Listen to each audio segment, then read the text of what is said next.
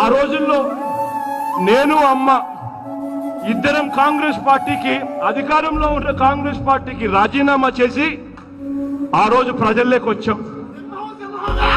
ఆ రోజు అధికారంలో ఉన్న కాంగ్రెస్ పార్టీకి రాజీనామా చేసి ప్రజల్లోకి మేము వచ్చినప్పుడు ఇలా చూసినప్పుడు మొత్తం 175 స్థానాలు ఖాళీకి కనపడ్డాయి. మొత్తం 175 స్థానాలలో నాయకులు ఎవరు అని చెప్పి ఇలా చూస్తే ఎవరు కనపల్ల.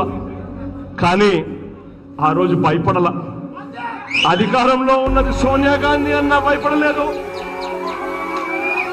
అధికారంలో ఉన్న సోనియా గాంధీతో చంద్రబాబు నాయుడు గారు కుమ్మక్కై నా మీద కేసులు పెట్టినప్పుడు భయపడలేదు. భయపడల. కారణం నమ్ముకున్నది ఎవరిని అని అంటే దేవుడిని, ప్రజలను నమ్ముకున్నాను కాబట్టి నేను భయపడల. ఢిల్లీ మొత్తం మన వైపు చూసే విధంగా చేశాం. కారణం నమ్ముకున్నది ఎవరిని అని అంటే ప్రజలను నమ్ముకున్నాం, దేవుడిని నమ్ముకున్నాం కాబట్టి వాళ్ళే ఆశీర్వదిస్తారు. వైఎస్ జగన్ అనే నేను